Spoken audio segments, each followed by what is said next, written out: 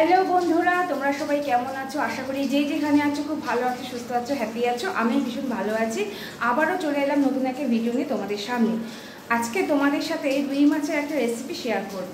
এখন আমি রুই মাছগুলোকে নুন হলুদ মাখিয়ে ভেজে নিচ্ছি।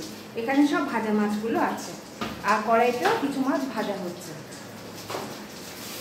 কীভাবে রান্না করব তোমরা আমার সাথে থাকো, ধাপে ধাপেই জানতে পারবে। ততক্ষণ আমি রুই মাছগুলোকে ভেজে নিয়ে তাড়াতাড়ি ফিরে আসছি। রুই মাছগুলো এখানে সব ভাজা হয়ে গেছে। এরপরে আমি কড়াইতে দিয়ে দিচ্ছি আলুগুলোকে আমি এবার ভেজে নিচ্ছি। আলুগুলো আমার এখানে ভাজা হয়ে গেছে। এরপরে কড়াইতে আমি দিয়ে দিচ্ছি ফোড়ন, কালো জিরে ফোড়ন দিয়েছি। আর এখানে আমার সমস্ত উপকরণ কাটা আছে। লাগছে হচ্ছে পেঁয়াজ, আদা, আমার মাছের কোয়ান্টিটি অনুযায়ী আমি এখানে সব কেটে নিয়েছি। পেঁয়াজ, আদা, কাঁচা লঙ্কা, টমেটো। এরপরে আমি এগুলো দিয়ে দেবো। কড়াইতে আমি পেঁয়াজ দিয়ে দিয়েছি, কালো জিরে দেওয়ার পরে পেঁয়াজগুলো দিয়ে দিচ্ছি। এবার পেঁয়াজগুলো ভাজা হয়ে যাবে, হালকা যখন গোলাপি কালারে এসে যাবে তখন আমি বাকি উপকরণগুলো দিয়ে দেবো। এখনও কিন্তু একটা মেন উপকরণ আছে যেটা আমি এখনও তোমাদের সাথে শেয়ার করিনি। তোমরা দেখতে থাকো রান্নাটা, তখনই জানতে পারবে। এখানে পেঁয়াজগুলো রং চেঞ্জ হয়ে গেছে, দেখো বন্ধুরা, হালকা গোলাপি কালার এসে গেছে, সুন্দর গন্ধও বেরিয়ে গেছে পেঁয়াজ ভাজার। এরপর আমি দিয়ে দেবো হচ্ছে কেটে রাখা টমেটোগুলো, তারপরে কাঁচা লঙ্কা, তারপরে আদা কুচি। এখানে আমার পেঁয়াজ, লঙ্কা, আদা, টমেটো সব ভাজা হচ্ছে। টমেটোগুলো মোটামুটি নরম হয়ে গেছে।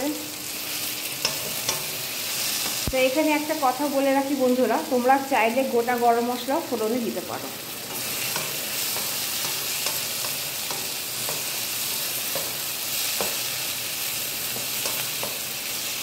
এরপরে আমি যেটা দেব সেটা হচ্ছে এই রান্নার মেন উপকরণ।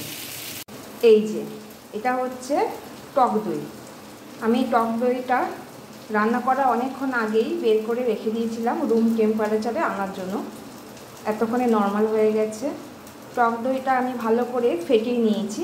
তার মধ্যে আমি দিয়েছি হলুদ, ধনে জিরে গুঁড়ো, নুন দিয়ে ভালো করে আমি ফেটিয়ে নিয়েছি।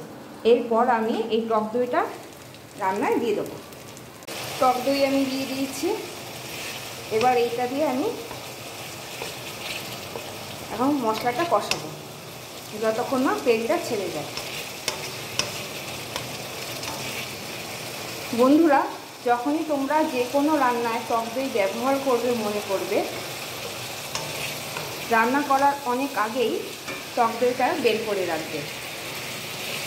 তা না হলে ফ্রিজ থেকে বের করে টক দই যদি তরকারিতে দাও, অনেক সময় দইটা কেটে যেতে পারে। তোমরা এখানে শুকনো লঙ্কা গুঁড়ো অ্যাড করতে পারো কালারের জন্য। আমি দিইনি, আমি কাঁচা লঙ্কা দিয়ে করছি।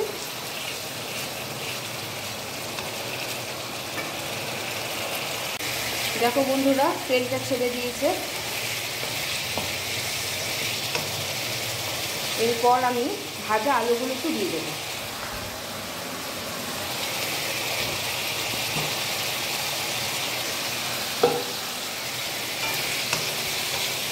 এটা একটু নাড়াচাড়া করে পরে আমি জল দিয়ে দেবো।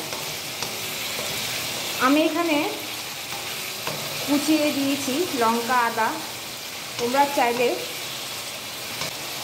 আদা, লঙ্কা, টমেটো মিক্সিতে পেস্ট করে সেটাও দিতে পারো।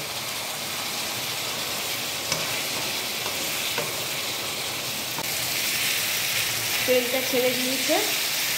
এরপর আমি দিয়ে দেবো জল। যে বাটিতে আমি দই রেখেছিলাম সেই বাটি ধোয়া জলটাই আমি দিয়ে দেবো।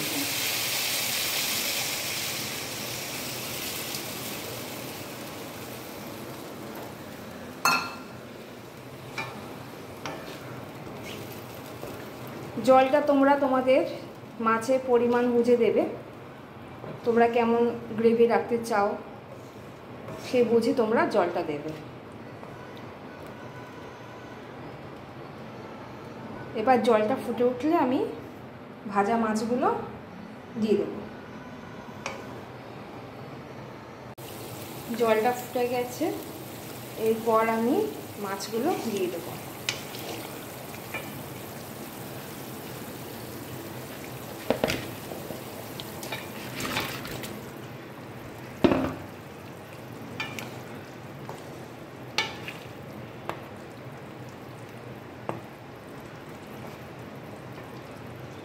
ঝোলটা অনেকটা শুকিয়ে এসছে, এরপরে আমি দিয়ে দেবো হচ্ছে কেটে রাখা ধনে পাতা।